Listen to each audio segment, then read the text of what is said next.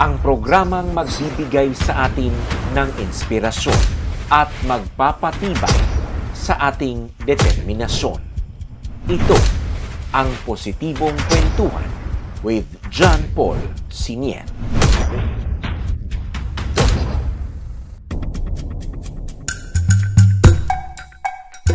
Isang magandang araw po sa inyong lahat, mga minamahal kong IDQers, and welcome once again sa ating Positibong Kwentuhan with John Paul Siniel na inyong mapapanood sa ating YouTube channel at Facebook page na iDocu by John Paul Siniel. Sa atin pong patuloy na Mindoro Docu-Talk series ay atin pong makakasama ngayong araw na ito ang isang 19-year-old former Gabriela Youth member na kalaunan po ay piniling maging NPA at huling na-assign sa isla ng Mindoro. Na kalaunan naman ay sumuko sa ating kasundaluhan sa pagkilala na walang panama ang puwersa ng NPA sa ating Armed Forces of the Philippines ng ating Republika ng Pilipinas.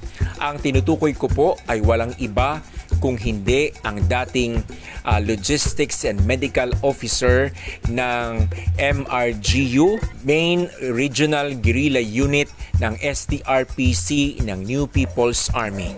Ang batang-bata po na si Alia Encela alias Nabi.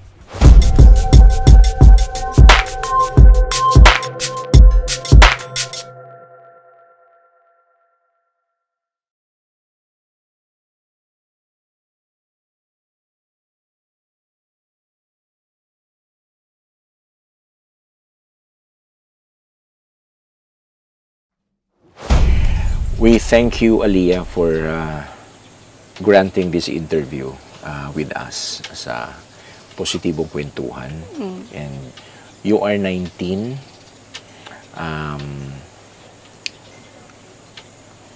I don't know if kahit sa physical, kung ako commander, hindi kita gagawing NPA eh. Okay. Kasi masyado kang and then bata ka pa talaga masyado. But how did you start of being an NPA? What was the start of your journey sa pagiging membro ng bagong hukbong bayan? Nagsimula po ako bilang isang legal na activist sa lungsod ng Gabriela Youth po. Okay. Yan. Saan lugar ito?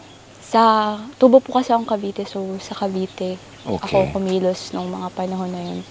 So March 2021 po ako nainganyo na sumali sa legal organization ng Gabriela Youth. Kasi sensitive ako pagdating sa usapin ng karapatan ng kababaihan, ganyan. Yung paglaban sa abuso, at pananamantala sa mga kababaihan, ganyan, VAUSI, yun. So, talaga ako sa kanila, parang pro ako sa kanila, yung mga ganong pinaglalaban. Doon ako nagsimula hanggang sa, nabigyan ako ng isang orientation, na-invite ako para sumali sa Gabriela Youth. So, doon ako nag-start na magtuloy-tuloy na nagsimula po ako bilang sa simpleng pagrarally lang, ganyan. Tapos, hanggang sa lumalim yung integration ko sa, hindi lang sa organization, pati yung sa mga communities na pinupuntahan namin, kapag may mga activities kami. Kasi, naging dahilan ko din kung bakit parang, sabi ko, parang may purpose tong ginagawa ko kasi may mga community works kami, ganyan. Pero is it your own way to view the society the way you viewed it, or someone introduced to you what is happening around? Para sa akin po yung proseso nung consciousness ko para alamin yung nangyayari sa lipunan. Sariling ko siya, motivation ko siya na curious ako bakit nangyayari yung mga ganitong nangyayari sa mga kababaihan, bakit ganito yung gobyerno, ganyan. Okay, so nag-research ka, syempre. Oo po, nag-research ako. Ang una po talaga, ano pa ako, talagang sinasabi ko, pinagtatanggol ko yung gobyerno kasi ano naman marami namang branches of government at hindi lang dapat sisihin buo yung gobyerno. Pero dahil pandemic po noon, 2021 kasagsagan, parang dun ko inopen yung sarili ko na sabi ko, bakit hindi ko pakinggan naman yung ibang side na hindi lang yung puro pro-government yung mga pinaniniwalaan kong mga impormasyon, ganyan. So, ayun, dahil nga March noon, 2021, pandemic, lulong ako sa social media kasi yun lang naman yung gagawin mo sa, stay at home So, ayun po, doon ako na-feed ng mga informations, nahilig ako sa pagbabasa ng mga balita, ganyan.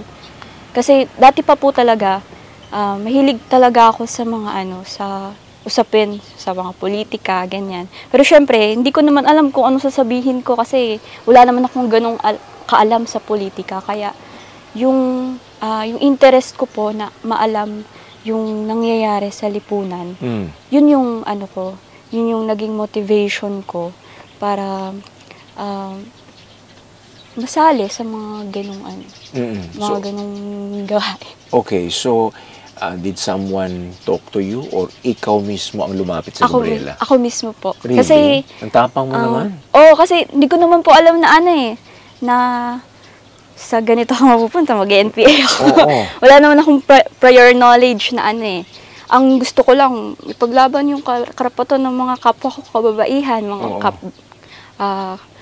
estudyante, yan. Kasi, halimbawa, sa school naman po, hindi rin mawawala yung mga sexual harassment. Correct. Yan.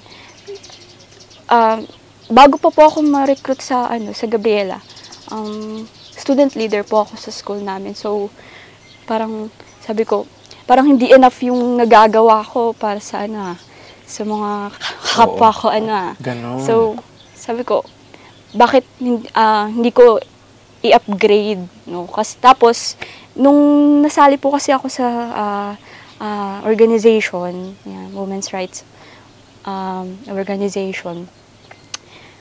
Marami kaming tinitake ng mga pag-aaral tungkol sa mga nangyayari sa lipunan, yung mga jargons, yung una kong narinig yung imperialism, feudalism, bureaucratic capitalism. Sabi ko, bilang intellectual na kabataang estudyante, gustong-gusto ko yung mga ganyang words, sabi ko.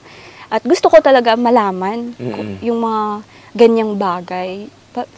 Feeling ko talaga yun talaga yung doon talaga yung interest ko So, hindi lang siya yung basic na gusto kong isolve yung kahirapan, gusto kong makatulong sa kapwa. Gusto kong malaman bakit nangyayari yung mga nangyayari.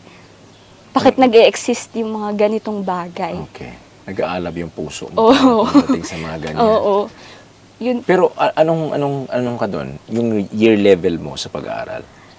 Habang nagre-research? 16 po ako noon. So, grade 10 ako. Ay member na ako ng women's organization. Senior high school yan, no? Opo. Hindi. Grade 10. Is fourth year? Magsi-senior high school na po ako. Graduating. And then, nung mag-senior ka, ano nang nangyari? Tuloy-tuloy yung pagiging Gabriela Youth mo? Yun po. Nung mga unang taon, hindi naman po ako masyadong naging active sa org namin. Kumbaga, lang ako, pa-join lang ako sa mga, halimbawa, General Assembly, ganyan, sa mga meetings. Pero, wala akong naiintindihan sa mga pinaggagawa nila. Kasi, hindi pa naman po ako fully immersed nun sa organization. So, bagong member pa lang po talaga ako na paminsan-minsan lang kumikilos. Kasi, ang pinaka-primary po na gawain nun sa organization ko na yun dati ay online lang. So, may time ako para gumampan sa mga hinihinging gawain na hindi nagre-require na lumabas, ganyan. So, yun, nung nagtuloy-tuloy po ako sa pagtanggap ng mga political works, tulad ng paggagawa ng mga propaganda materials, yung mga pinopost, mga pahayag, statement, yan, nagsimula po ako dyan. I see. Pero hindi ka na kontento dun sa pagiging aktivista? Opo. Kasi election season no 2022. Yan. Naglayas ako sa amin kasi hindi tanggap nung nanay ko yung pagiging aktivista ko kasi bagaman hindi ako fully active member ay sumasama na ako sa mga rallies, ganyan. Una, supportive siya sa akin, binibigyan niya pa ako ng pamasahe kasi sabi ko, ma, may kabuluhan naman tong ginagawa ko eh. Aktivista ako eh. Feeling ko, ang taas-taas ko. Oo. Kasi may pinaglalaban ako. Tapos yon election season, nag-campaign kami para sa mga party list, yan. And the party list that you campaigned where?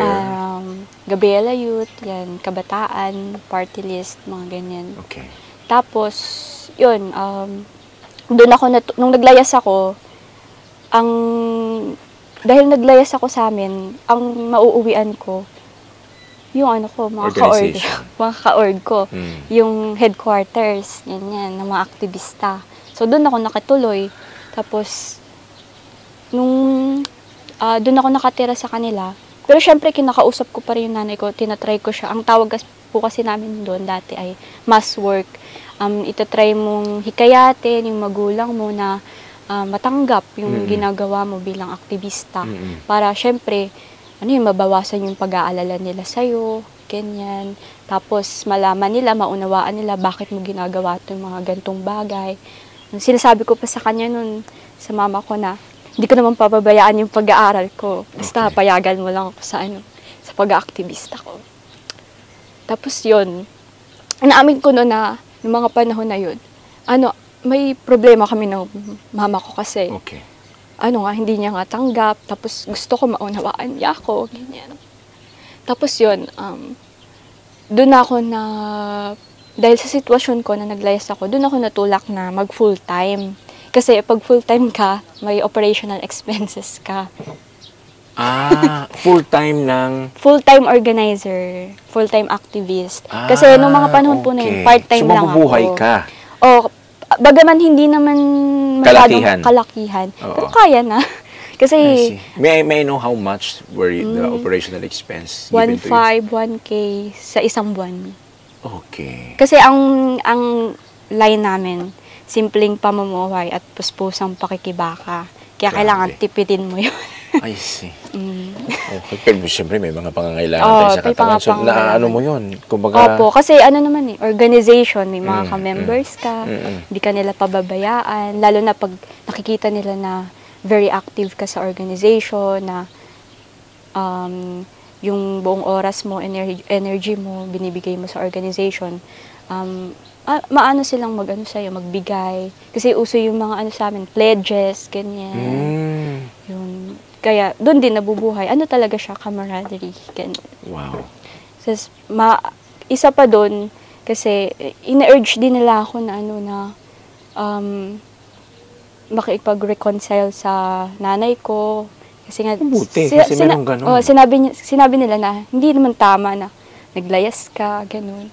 Pero, dapat, ipaliwanag ko daw sa nanay ko kung bakit ko ginagawa yun. Naiiyak kapag sinabi mo yan? Personal po kasi sa akin. Pag-usapin sa magulang. Ganyan. Mahal mo nanay mo, siyempre, of course. Okay. So, nung hindi siya pumayag, nasaktan ka doon? Opo, kasi sabi ko, parang na-realize ko na for that first time in my life, sabi ko, hindi niya ako sinuportahan sa gusto kong gawin. Kasi, iniisip ko noon, pakiramdam ko, alam ko na yung ginagawa ko.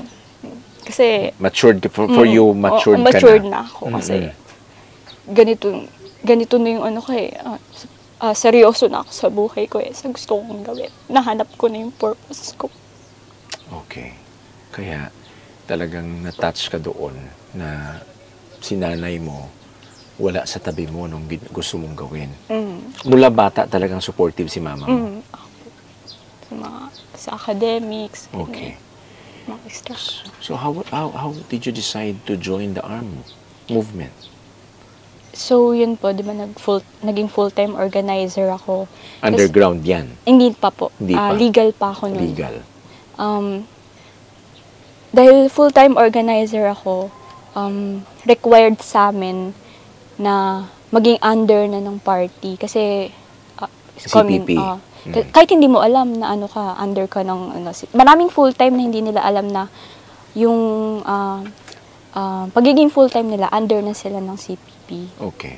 Pero nalaman ko lang yun na, pag pala FT na ako, full-time na ako, CPP, nasa CPP na ako. Kahit hindi pa ako kandidatong kasapi, kahit hindi pa ako ganap na kasapi. So, yun. But you did not sign any document? Wala pa po. Kasi noong mga panahon na yun, sinasanay pa lang po talaga akong maging isang organizer. Yun. So, binigyan ako ng mga pag-aaral, yan, tuloy-tuloy na yung mga pag-aaral. Tapos hanggang sa, yun nga, inas nila ako. Kasi nakikita naman nila na very active ako sa organization, mataas yung pagtingin ko sa ganitong, yung pagpapahalaga ko sa ganitong gawain. Tapos, may 3 level po kasi ng kamulatan, yung mga sinasabi namin sa pagiging aktivista. Yung una, mababang antas, pangalawa, panggit ng antas, at pangatlo, yung pinakamataas na antas na, yung abante. So, ibig sabihin, pag full-time ka na, ibig sabihin, nakikita mo yung necessity kung bakit kailangan mag full-time sa struggle, sa pagiging activist. So, abante ka na. So, pag na-assess yun ng, halimbawa, kasi kami po, bilang mga organizer, may team leader kami. So, ibig sabihin, may nag-a-assess sa amin kung ano ba yung naging pagkilos nito, kung ano ba yung pag-uugali nito pagdating sa mga gawain, sa mga political, sa organizational, sa ideology, ano ba yung pagtingin niya sa armadong pakikibaka. So, malalaman naman po kasi yun ng organizer kapag itong isang taong to, may potential siya na suportahan yung armadong pakikibaka. May potential siya na maging underground member. Kasi bilang mga nagbubuo ka ng personal connection correct. Tapos hindi lang personal, political pa yung yung common ground nyo. So nafe-feel ko po kasi noon na parang kahit mali man o tama man yung mga ideas na sinasabi ko, yung mga sinusuggestion ko, matatanggap nila kasi sila, open po sila sa mga idea. At kung mali ka man sa idea mo, ipapaliwanag nila sa'yo kung bakit ka mali. So sabi ko, parang ang ganda naman ito. Kasi lalo na yung pinaka-favorite ko na part is yung tinatawag naming criticism and self-criticism. Kasi doon mo malalaman kung paano mo ba pine-perceive yung sarili mo at paano ka rin pine-perceive ng iba at paano ka kumilos sa pagiging sa political, sa personal, sa pamilya, ganyan. So, yun po yung parang sabi ko, paano naman nila nasasabing mali itong ginagawa namin? Ito na nga yung pinaka magandang nangyayari para sa isang tao na kahit nagkamali siya, may willingness siya magwasto. Kasi yun po yung basic na namin na tungkulin namin bilang mga aktivista. Kasi hindi lang aktivista yung pagtingin ko sa sarili, pati sa mga sa mga kasama. Nagre-revolutionize kami. Yun yung pagtingin ko. Kaya hindi lang siya simpleng aktivista, ganyan. Kasi National Democratic revolution nga. Hindi naman tinatanggi yun ng mga legal organizations na sinusuportahan nila yung revolution na National Democratic line sila. Correct. Yeah. So, yun po, naging member ako ng Makibaka, yung underground movement ng Gabriela. Pag sinabi nating underground movement, tumaas ka na from legal to underground. Level 1 kapag aktivista ka lang sa legal, level 2 kapag member Underground. ka, underground ka na. So ilang buwan ka lang nag-underground? Naging underground po ako right after maging full-time. Yung pag full-time. Opo. Organizer. Kasi Pero patago ito, syempre. Opo. Separate po yung work mo sa pagiging legal. Parang dual tasking ka. Ganun.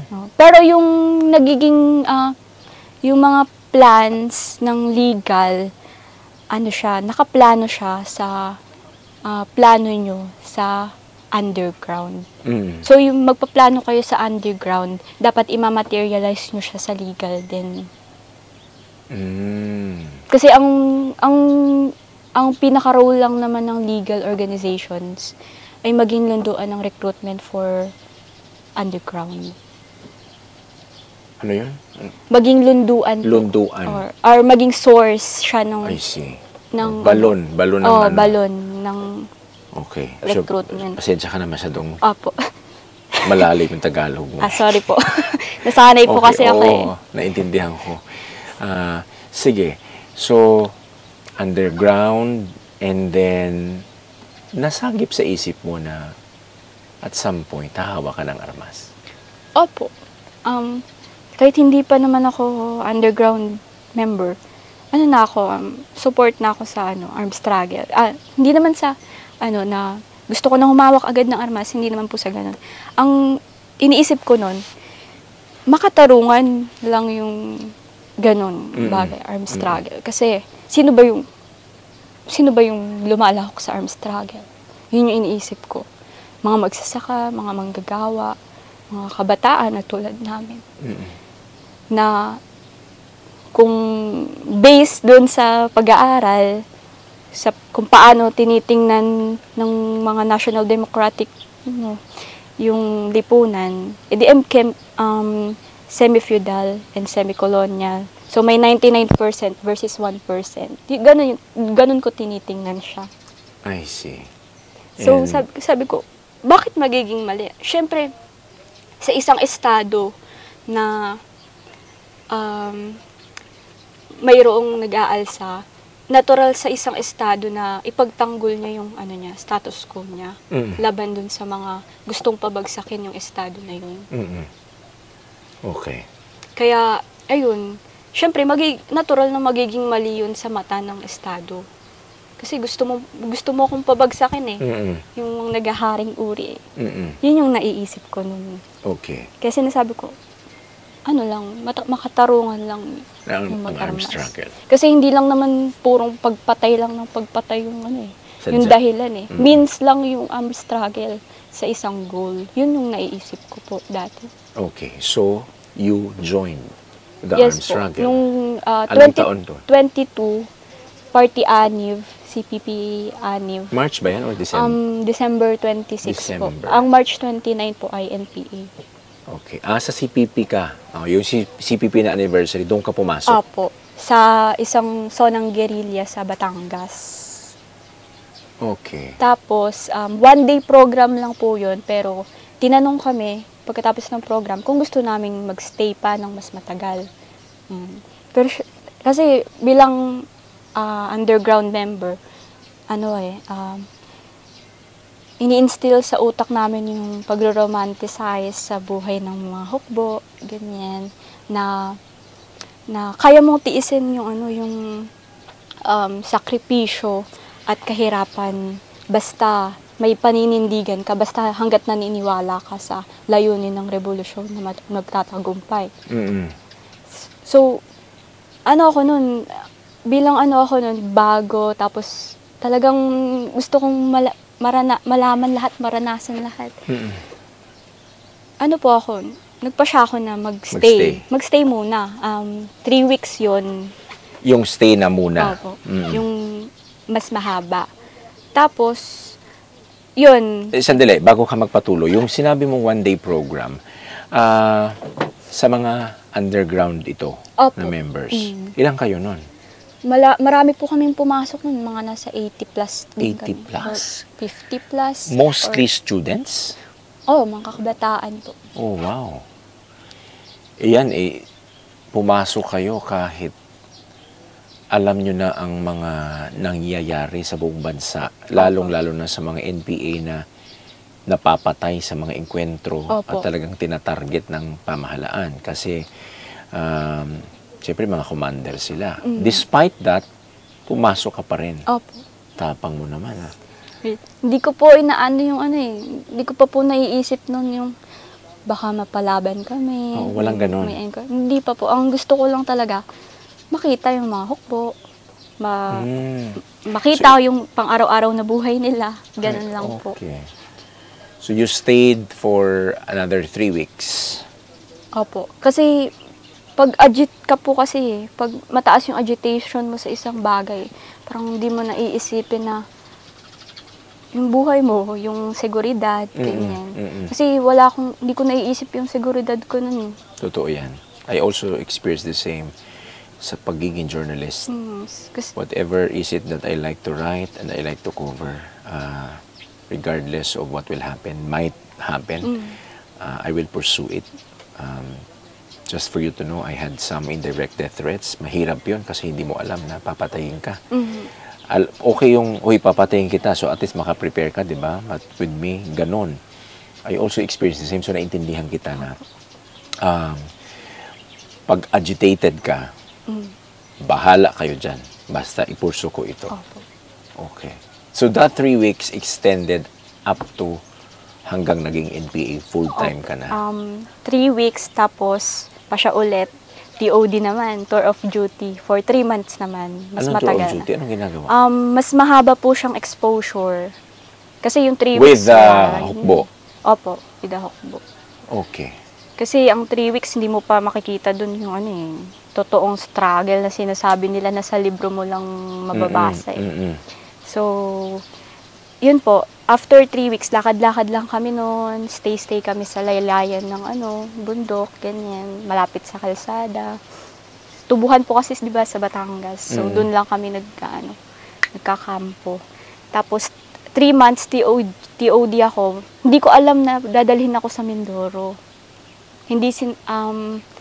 Sinabi lang sa amin na kapag pala nagpasya kaming mag-TOD, bahala na yung party kung saan ka nila dadalhin. So dahil tumatatak sa isip ko nun yung democratic centralism na kahit anong iatas ng party bilang isang kadre or aspiring to be kadre ng isang partido, gagawin mo yung inaatas sa'yo without saying no. Pumayo. Siyempre, paanong process nun? Anong sinakyan nyo? Sinabi naman sa amin na after namin magpahayag na TOD na kami, 3 months, sinabi na sa amin na dadalhin kami sa ganitong lugar. Tapos, syempre, may mga connection, ganyan, private vehicle na sinakyan. Mga kaalyado nyo. Opo, naging kaalyado. Mga negosyante ito, politiko? Hindi naman po, mga normal lang din na okay. Manggagawa, ganyan. Tapos, yun, dahil nasa legal ako noon, hindi pa ako identified as a NPA member. Wala pa akong link sa underground. So, kumbaga, kadalasan kasi sa umaakyat, parang sinasabihan ng partido na, oy, medyo mainit ka na sa baba. So, umakyat ka na lang. Opo. May mga ganong cases po. Pero sa'yo hindi ganon? Hindi po. Ako po talaga yung... Okay, kasi tour of duty Opo. Tour of, exposure lang. So, dumaan kayo dito sa Calapan? Hindi po. Abra po kami. Sa Abra po. Occidental po kasi kami. Sa Occidental pumasok. Ang ninyo, landing ninyo? Opo, may mga kasama kami nun. Tapos, sa Occidental kami pumasok. Yun, sa Kalintaan. Okay. Yun. And then... Tapos, yun na po. Dito ko na na-meet yung mga naging kasamahan ko. Pumasok kami sa isang territorial unit. So, how was the feeling of being part na ng full-time tour of duty, 3 months sa bagong hukbong bayan? Siyempre, dahil sobrang taas ng enthusiasm ko nun bilang underground member, ganyan. Masaya ako na nandito na ako. Actually, anong feeling ko nun? I feel safe eh. Kasi mga kasama ko, Ganon. Kasi hindi mo talaga kakakitaan ng masamang imahe yung mga hukbo pag nasa loob ka ng kilusan. Sa sundalo pa siguro may masama kang imahe. Kasi mga balitang torture, same old stories. Tapos, ayun, sa ano ba ako? Dito ka na, Occidental. Yun. Kasi, ang armed struggle para sa mga mga nasa loob sa kilusan ay yun na yung pinakamataas na maiaambag mo sa revolusyon. Great sacrifice yung tawag, di ba? Pinakamataas na sakripisyo na. Kaya mataas yung pagtingin ng mga nasa loob ng kilusan sa mga hukbo na to kasi iniwan nila yung buhay nila. May mga nakapagtapos na iniwan nila yung buhay nila. Yes. May mga kahit hindi marunong magbasa, magsulat. Pero nandoon. Nandoon. Nakamit po kasi ako ng mga katutubo. Ganyan. Yun. That was your first time to be introduced to the katutubos? Yes, opo. Napamahal ka, syempre. Opo. May mga dumagat, mga kasamang dumagat din. Tapos, may mga mangyan sa iba't ibang grupo na nagmula. So, mas naging curious ako sa kultura nila. Yan. Paano ba yung buhay ng mga katutubo bilang isang revolusyonaryo? Yun po yung naiisip ko eh. Paano ba yung buhay ng isang regular na hukbo, ganyan, na hindi lang nakikilala sa pakikipagbarilan, ganyan. Ano ba yung mga araw-araw na kinakaharap nila? Okay, so habang nandoon ka, lumalim ang pangunawa mo sa pakikipaglaban ng mga nasa hukbo. Opo. Tapos, nung ma-introduce sa iyo yung buhay-buhay ng mga indigenous peoples, tapos at some point, may nakikita kang, kulang, walang development, walang napapabayaan, etc., etc. Mas nagpaalab ng puso mo na, you have to stay. So that 3 months were extended hanggang sa nangyari ang hindi nyo inaasahan. And how was the life? Anong taon ka at petsa ka pumasok ng Mindoro? January po ako, 2023 pumasok. 2023? Opo. Tapos September 2023, bumaba na po ako. Okay. Naka-experience ka ng encounter? Hindi pa po. Hindi pa. So, anong mga aktibidad mo doon sa taas? Dahil bago pa lang po ako, tapos very ignorant sa buhay sa bundok, ganyan. So, syempre, parang inaalay-alalayan pa ng mga kasama doon. Oo. Kasi hindi ako sa mabigat ng mga dalahin eh. Ganyan. Well, naintindihan nila. Oo. Kasi sa liit ng katawan ko. Correct. Noong una po, hindi ako pinagdala ng baril. Yan. Kasi hindi ko talaga siya kaya. You were 18 that time? Opo, 18. Kaka-18 ko lang po noon. September po, last year, nag-18 ako. Last year. Tapos, right after nun, pumasok na ako sa SONA. Okay. Did you ever think na baka mapalaban kayo at that will cost your life? Hindi ko pa po naiisip yung Sabi ko, pag napalaban, edi dumapa. Mag-cover. Yun po yung naisip ko. Tama naman, oo. Kasi ang sinabi po kasi sa amin, yung labanan naman, hindi siya yung napapanood sa mga action movies now. Tapatan talaga na walang cover, ganyan. Hindi naman po ganun sa actual na labanan. Correct. Yan. Siyempre, may agwat pa rin yan. Wala kang, iniwan mo nanay mo eh.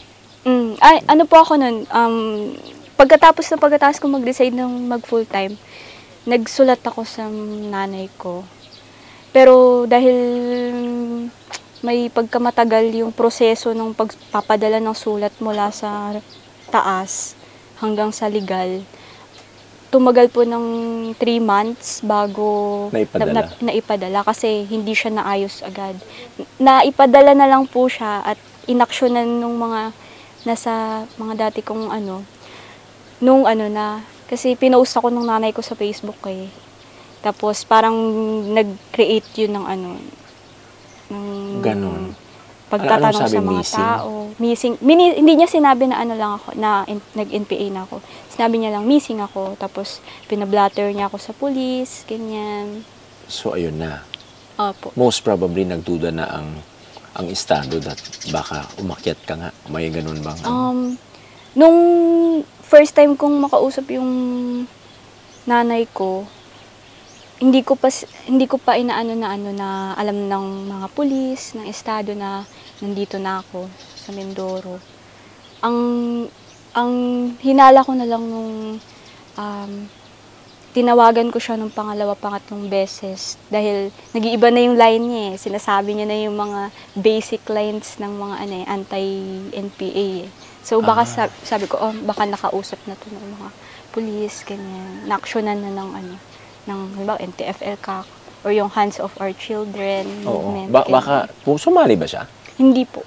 Kasi nung nakausap ko si mama nung nandito na kami, ang sinabi niya, hahanapin niya ako sa sarili niyang pamamaraan na hindi niya kinakailangan na ipagsigawan sa madla na nag-NPA ako. Yun yung paraan niya ng pagpoprotekta sa akin. So, hinanap ka talaga niya? Opo. Hinanap niya ako ng tahimik habang tulungan siya sa mga pulis. Kasi, so wala siyang parang outlet kung kanino niya isusumbong yung nangyayari sa akin. So, yun. Hanggang saan siya inabot sa paghanap sa'yo? Sabi niya po, nung nawawala ako, hinanap niya ako sa mga dati kong pinupuntahan. Kasi nung aktivista pa ako, nalalagi ako sa Laguna, sa UP Los Baños, kasi nandun yung mga activities namin sa mga rallies, ganyan. So, doon niya po ako hinanap. Okay. September, bumaba ka. Opo. What made you decide to really umalis sa NPA? Ang nagtulak po sa akin, syempre, hindi yung hirap na nararanasan namin doon sa loob. Kasi sa una mo lang payapa pala dito eh. Wala palang hindi pala totoo yung mga lagi-lagi na lang labanan, ganyan. Mas maraming nangyayari sa loob kaysa sa mga labanan na nangyayari. Kasi nung all out po yung focus military operation, pumasok po kasi ako sa Occidental, di ba? Natulak kami pa Oriental kasi grabe na yung focus military operations sa mga malapit na pinagkakampuhan namin. Maya-maya malalaman namin, may mga sitmil na kami na may ganitong tropa na dumaan sa dinaanan namin, ganyan, malapit sa amin. Yun. Tapos, may mga sumuko po kasi nung nasa taas ako, nakasaksi din ako ng may mga nag-awol, yung hindi nagpaalam sa pag-alis. Kasi sumuko na sila? Opo. Yung iba nagtatago, tapos yung iba naman po ay sumuko na din. Tapos, habang nakakaranas po kami ng focus military operation, dun ko na po naranasan yung sinasabi nilang sakripisyo na mataas na iaalay ng isang hukbo sa pagre-revolusyon. Siyempre, sakripisyo, yung kahirapan na mararanasan mo dahil mabigat yung dala mo, tapos may dala ka pang baril, tapos hindi mo naman na ipuputok. Malulow moral ka kasi hindi mo nakikidigma ba talaga kami o aatras na lang kami ng aatras. Okay. iiwas na lang kami ng iiwas. Para saan pa kung na nandito ako kung Takbo lang takbo. takbo lang ng takbo. Kasi pag nakikita mo kasi na yung mga commander mo mismo, yung mga nasa pamunuan nyo, na walang will na lumaban. Parang bilang isang simpleng mandirigma ka lang. Maano ka malolow moral ka din eh. Kasi kung low moral yung nasa pamunuan nyo, yung mga nag-handle sa'yo. Lalo na kayo. Oo, lalo na yung mga na pare-parehas kaming nakakaranas ng gutom, hirap. Yes. Tapos, parang may purpose pa ba itong nararanasan mo na to? So, Kung, but prior to this conversation, I talked to the prior episode, I talked to Yuri. oh, And according to him, the very big factor of why medyo humihina ang kilusan is because of the implementation of the whole of nation approach. tama po yun. So nasaksihan mo yung implementasyon Opo. and yung epekto direkta doon sa mga tao. Ikaw ba, kasi yun hindi niya sinabi sa inyo yun di ba? While nandun kayo sa taas. Ikaw ba meron ka ring naiisip na sandali mukhang may ginagawa yata ang gobyerno na talagang magpapabagsak sa atin? Naisip ko po yun. Kasi, yung, halimbawa, NTFL CAC po, diba, meron siyang 12 clusters. Yes. Tinapatan niya yung yung trabaho ng mga hukbo. Oo. Kasi, paano mo kakailanganin yung NPA kung nabibigyan na naman ng serbisyo yung mga komunidad na sinasabi ng NPA na tutulungan nila? Diba? Kaya, Sige, badayan mo. Kaya, para sa akin po, naisip ko din na maybe, pwedeng may pagbabago pa rin na pwedeng mangyari kahit hindi mag-resort sa armed struggle. Basta nakikita at nararamdaman nung mga masang komunidad na ito na patuloy na nagiging balon ng NPA para makapag-recruit.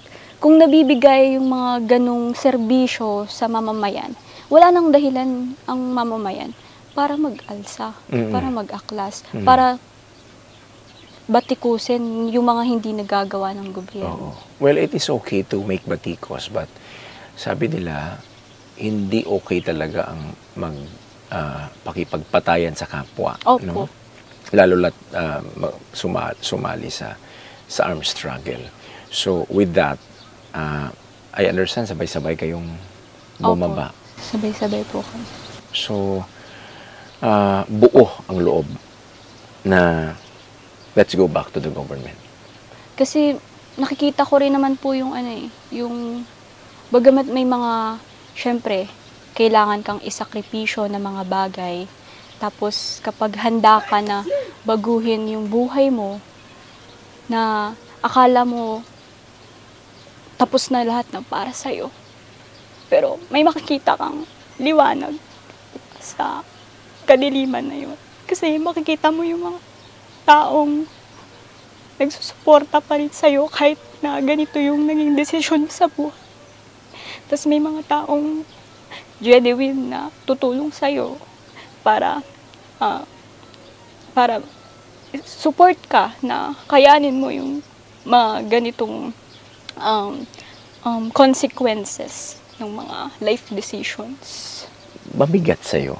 Kasi the way I look at you now, talagang nagpapatulo ka ng luha Siyempre, mabigat po sa akin kasi sabi ko, tinatanong ko sa sarili ko lagi na, bakit sa murang edad ko na to? Bakit ako napunta sa ganitong kalagayan? Bakit kinailangan kong isuko yung pag-aaral ko, yung buhay ko? Bakit kailangan kong sirain yung relasyon ko sa pamilya ko? Para lang maging ganito. Oo.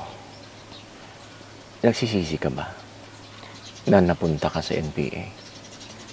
Opo, nagsisisi ako kasi dapat mas naging critical ako, mas wais ako.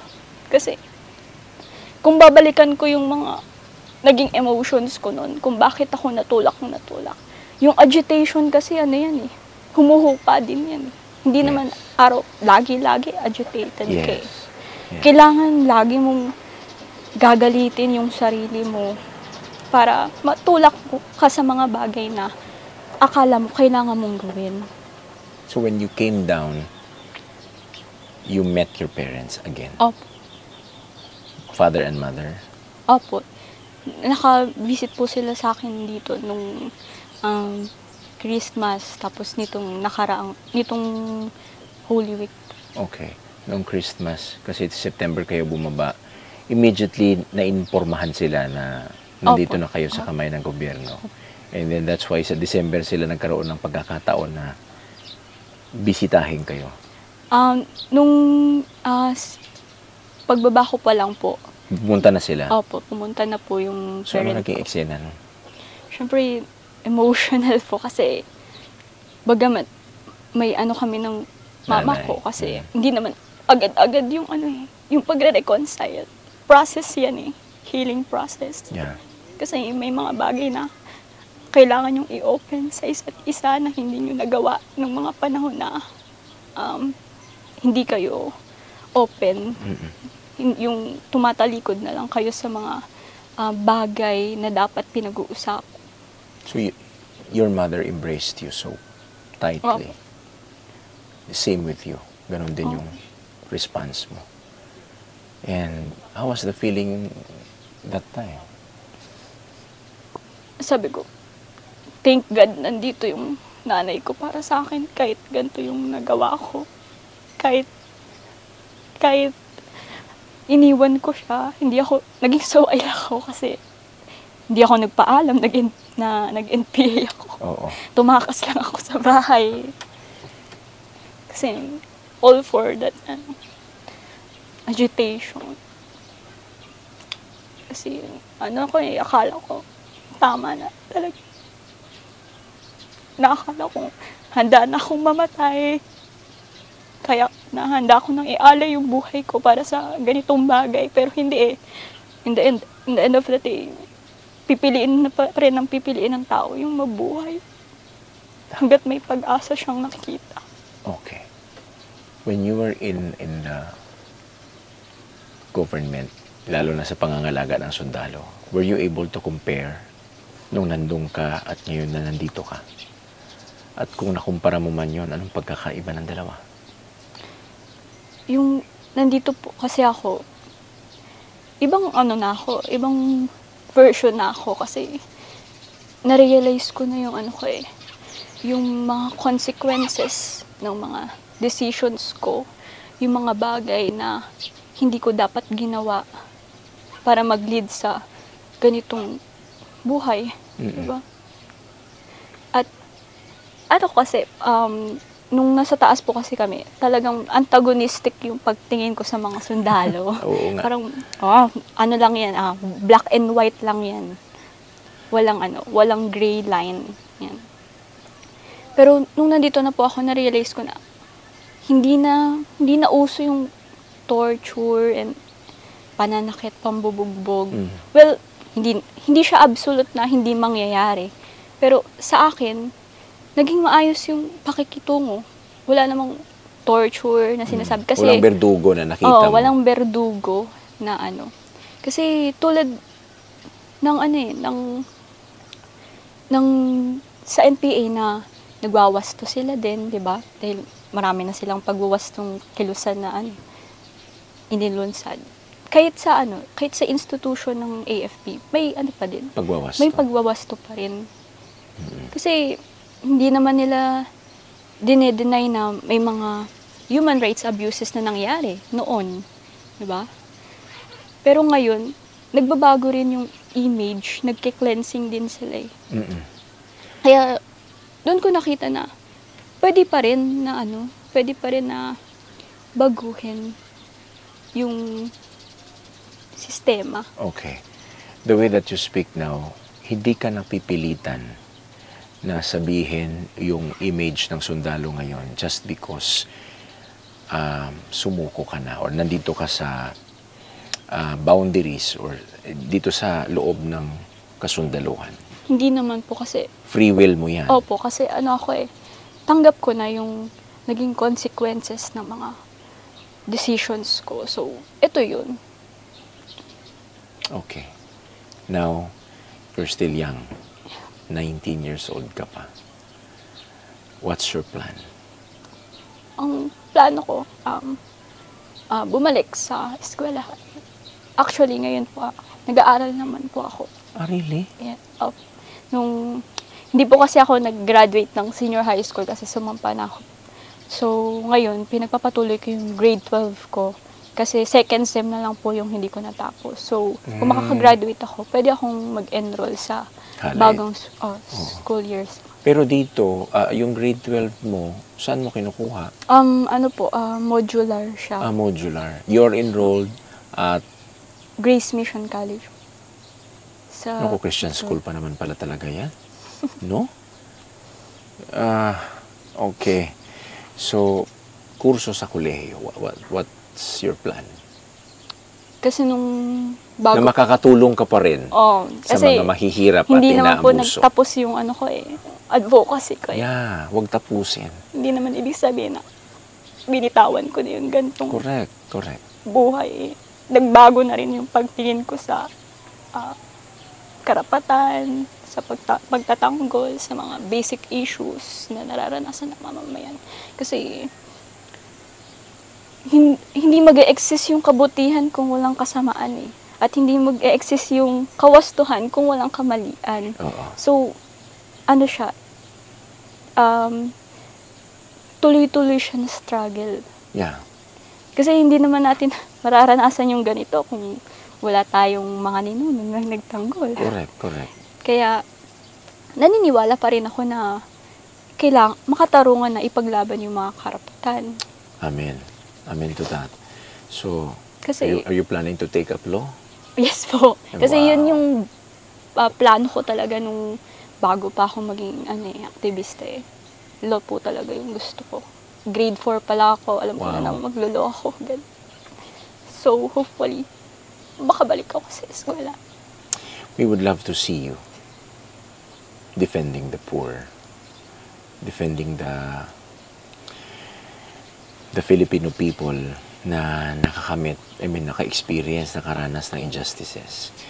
We would love to see you defend the environment, defend the country in a way legal, no arms, and basta you're still young. You can defend anybody sa paraan na wasto, sa paraan na mapayapa, and there's a lot for you.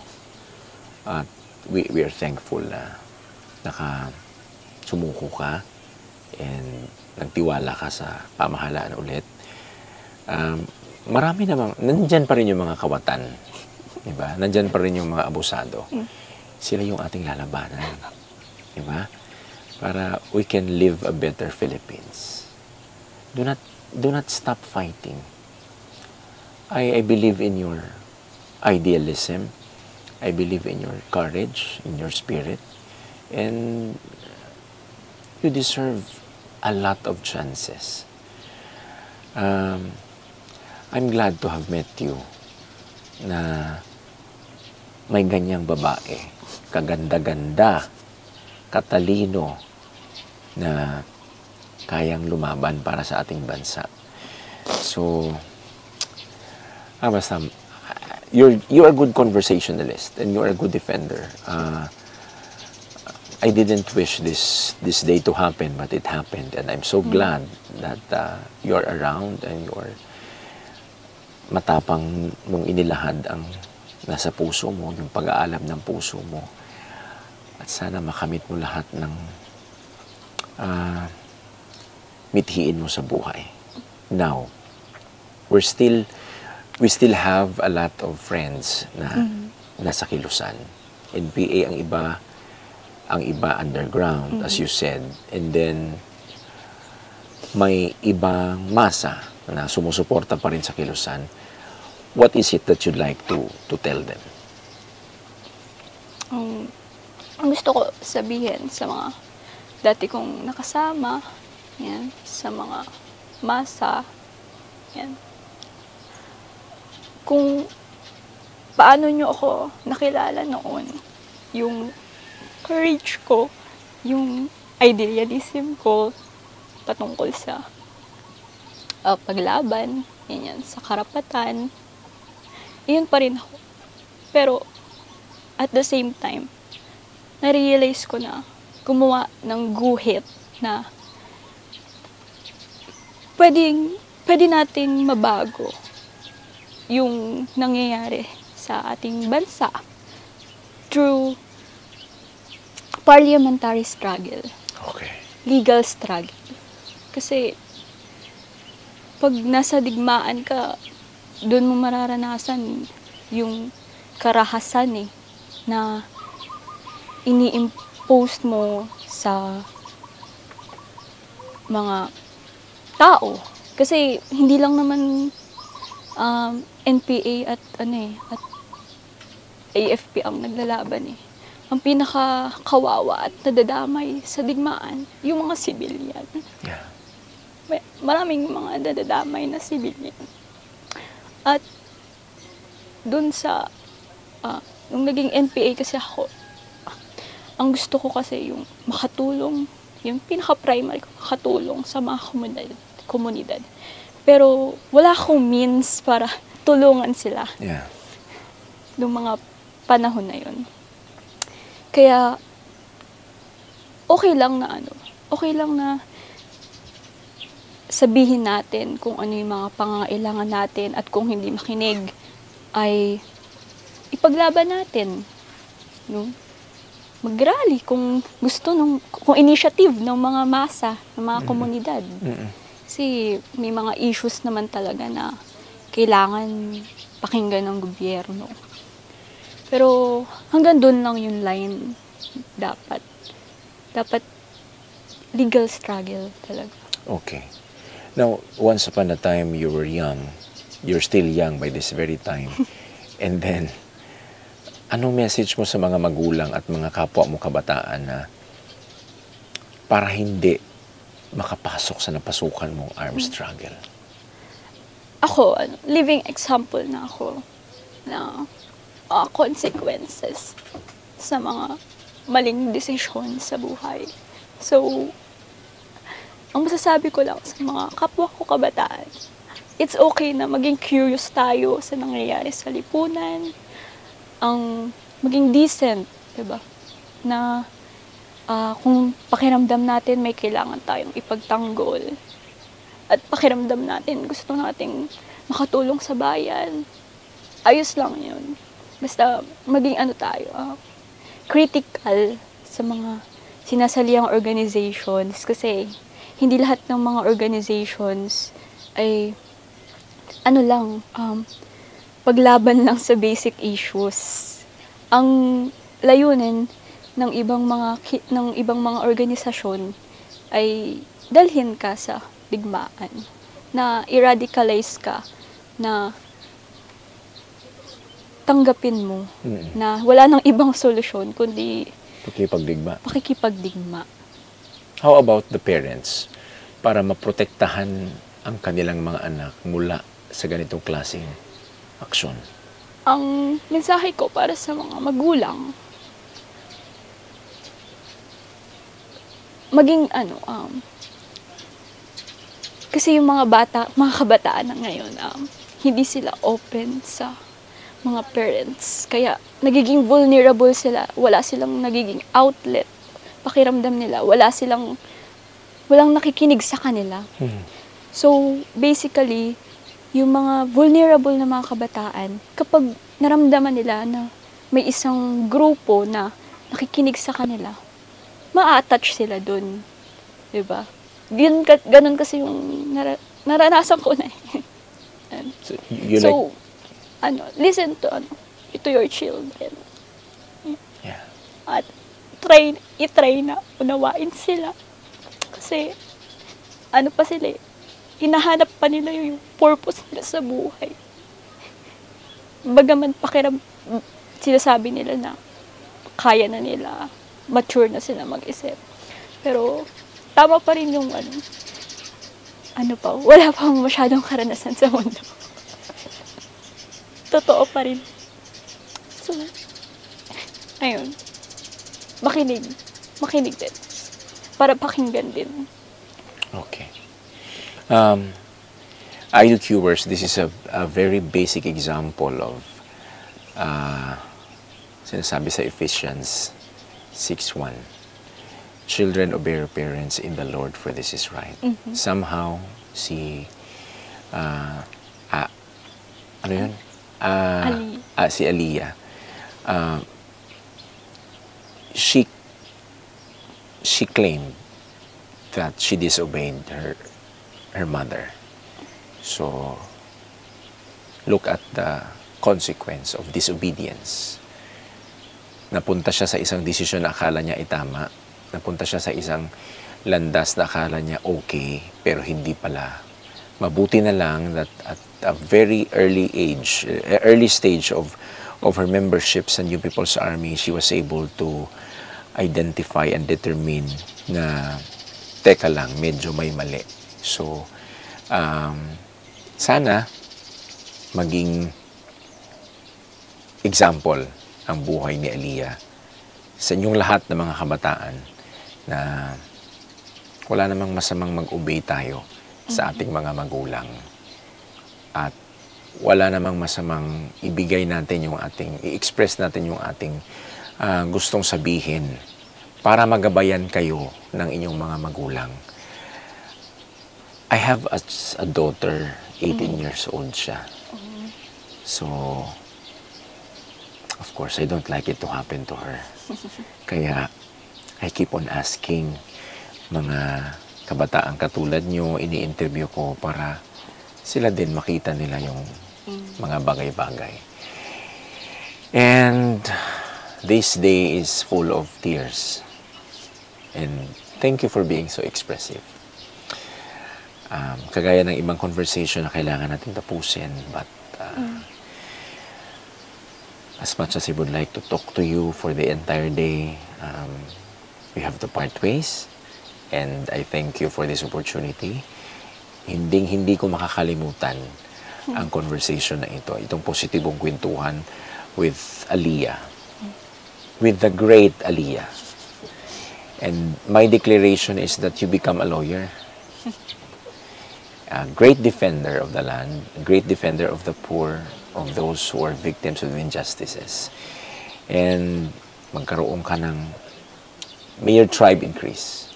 We need people like you in the Philippines. We need kabataan like you. Okay? You have to remember that. And God bless you. May you always find the glory of God every time. Congratulations. And God bless you. Can I embrace you? God bless. God bless. Naway magsilbing aral po ang aming panayam kay Aliyah Encela. Sa lahat ng kabataan ngayon na patuloy na nagsusuri sa lahat ng mga non-government organizations or sila ay curious sa lahat ng mga klase ng mga NGO na nagkakaroon ng advokasya upang ipagtanggol ang karapatang pantao ng mga Pilipino dito sa bansang Pilipinas. Sana po sa ating pagsusuri, ating matuklasan yung mga NGO na totoong nagtataguyod sa karapatang pantao, na walang kasamang pag-aaklas at pagbibitbit ng armas. Walang konsepto ng pagpatay sa kapwa natin tao, lalong-lalo na sa kapwa natin Pilipino. Naway magabayan sana ng ating mga magulang ang ating mga kabataan sa ngayon sa kanilang pag-aaral, sa kanilang mga pinapasok na mga organisasyon, sa mga kaibigan kanilang kinakaibigan sa kalye at sa mga paaralan. Naway maging gabay din po ito sa ating mga nasa pamahalaan upang patuloy nating suriin ang iba't ibang klase ng organisasyon na ang iba dyan ay nagkukubli. Pero kalaunan pala ang kanilang mga ginagawang miyembro ay pinapaakyat sa bundok o hinahayaang umakyat sa bundok upang makipagbakbakan sa mga militar ng ating bansa. Sa inyong lahat po mga minamahal kong iDoCuers, maraming salamat po sa patuloy ninyong pagsubaybay at panunood sa mga video na ating pinuproduce dito sa iDocu by John Paul Siniel. Lalong-lalo na po itong ating Mindoro DocuTalk series. Dahil aming nasuri na talagang nagustuhan ninyo ang mga episodes na ating ginawa sa isla ng Mindoro. Kaya po kami sa iDocu ay nagpapasalamat sa buong taga Mindoro dahil kami ay inyong winelcome sa inyong isla.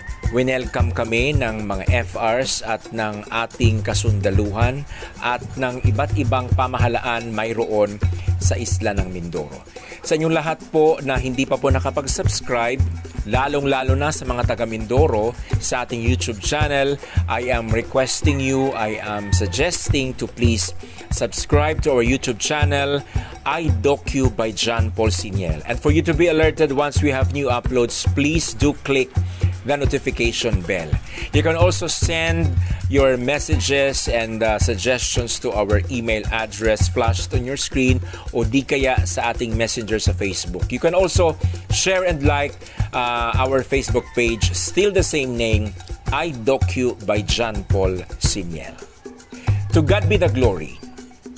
Sa Ginoo ang himaya og dungog. Hangtod sa sunod nato nga positibong kwentuhan with John Paul Siniel. Ito ang positibong kwentuhan with John Paul Siniel.